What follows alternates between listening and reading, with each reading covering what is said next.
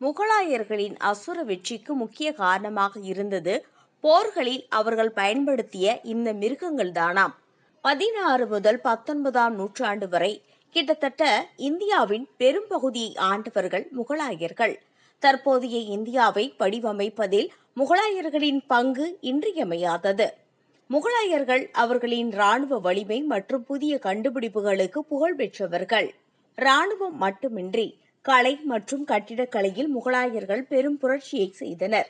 அவர்களின் வலிமை மிக்க படைப்புகளையும் தாண்டி முகலாயர்கள் தங்கள் இராணுவ பிரச்சினைகளில் பல்வேறு விலங்குகளை பயன்படுத்தினர். இந்த பதிவில் முகலாயர்கள் எந்தெந்த விலங்குகளை எப்படி போரில் பயன்படுத்தினார்கள் என்று பார்க்கலாம். யானைகள் முகலாயர்களுக்கு போர்களில் கவசங்களாக இருந்தன. அவற்றின் அளவும் வலிமையும் அவர்களை போர்க்களத்தில் வலிமை மிக்கதாக ஆக்கியது. 1526இல் நடந்த முதல் பானிபட் போரின் போது முகலாய வம்சத்தை உருவாக்கிய பாபர் போர் யானைகளை பயன்படுத்தினார். இந்த பெரிய உயிரினங்கள் எதிரி படைகளை துவம்சம் செய்தது. அவர்களிடையே பயத்தை தூண்டியது. போரில் யானைகளை பயன்படுத்துவது எதிரிகள் மனதில் பயத்தை தூண்டும் ஒரு தந்திரமான யோசனையாகும். முகலாயர்கள் திறமையான குதிரை வீரர்களுக்கு புகழ் பெற்றவர்கள். குதிரைகள் வேகமான இயக்கம், ஒற்று வேலை மற்றும் விரைவான தாக்குதல்களுக்கு அவசியமானவை. அக்பர் புகழ்பெற்ற குதிரைப்படையை பராமரித்து வந்தார். அவர்களின் சக்தி வாய்ந்த குதிரைப்படை எதிரிகளுக்கு பேரழிவை ஏற்படுத்தியது. மேலும் நன்கு பயிற்சி பெற்ற குதிரைகள் போர்க்களம் முழுவதும் அவர்களுக்கு விரைவான இயக்கத்தை அனுமதித்தன. ஒட்டகம். பாலைவன கப்பல்கள் என்று அழைக்கப்படும் ஒட்டகங்கள் முக்கியமான பொருட்களை எடுத்து செல்வதற்கு மட்டும் பயன்படுத்தப்படவில்லை. ஆனால் தார் பாலைவனத்தின் சவாலான நிலப்பரப்பில் முகலாய படைகளின் விரைவான இயக்கத்திற்கும் பங்கு வகித்தது. பல நாட்கள் தண்ணீர் இன்றி வாழக்கூடிய அவற்றின் திறன் பெரிய படையெடுப்புகளின் போது மிகவும் உதவிகரமானதாக இருந்தது. ஜெர்சா சூரி தனது நிர்வாக புத்திசாலித்தனத்திற்கு பெயர் பெற்றவர்.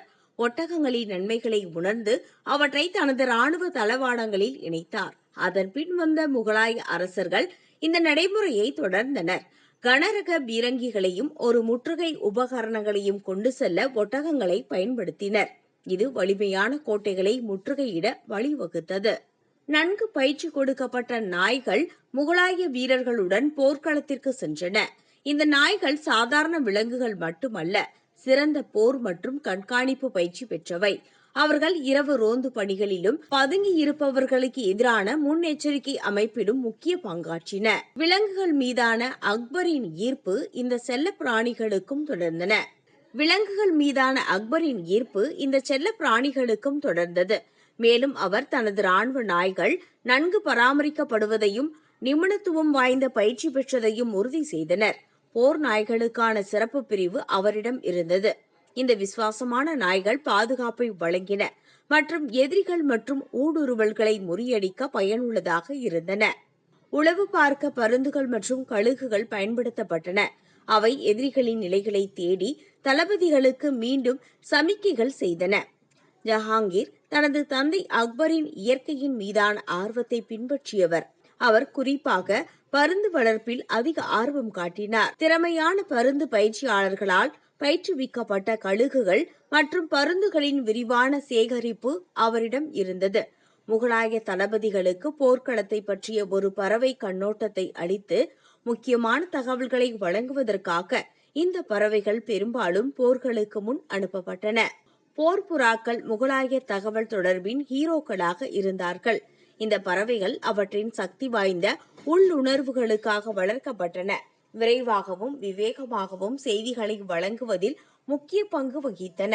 1576ஆம் ஆண்டு ஹல்திகாட்டி போரின் போது போர்ப்புறாக்கள் மகாராணா பிரதாப்புக்கும் அவரது கூட்டாளிக்கும் இடையே நம்பகமான தொடர்பை வழங்கின.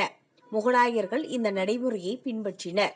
குறிப்பாக மற்ற முறைகள் பயனளிக்காத போது அல்லது எதிரியால் கண்காணிக்கப்படும் போது தகவல் தொடர்புகளை பராமரிப்பதின் மதிப்பை புரிந்து கொண்டனர். முகலாய இராணுவத்தின் உறுதியான மற்றும் நம்பகமான விலங்குகளான எருதுகள் போர் நடவடிக்கைகளுக்கு அவசியமானதாக இருந்தது. இந்த காளைகள் கனரக பீரங்கிகளின் எடை மற்றும் நீண்ட அணிவகுப்புகளின் சுமையை கையாளும் வகையில் சிறப்பாக வளர்க்கப்பட்டன. அவர்கள் முகலாய முற்றுகை போரின் முதுகெலும்பாக இருந்தனர். எதிரிகளின் கோட்டைகளின் சுவர்களை உடைக்கக்கூடிய பெரிய பீரங்கிகளை இழுத்தன. போர்க்களத்திற்கு எருதுகளை பயன்படுத்துவது முகலாய படைகள் தொடர்ச்சியான முற்றுகைகளை நடத்துவதை உறுதி செய்தது. இது அவர்களின் ராஜ்ய விரிவாக்கத்தின் போது பல கடினமான இடங்களை கைப்பற்ற வழிவகுத்தது.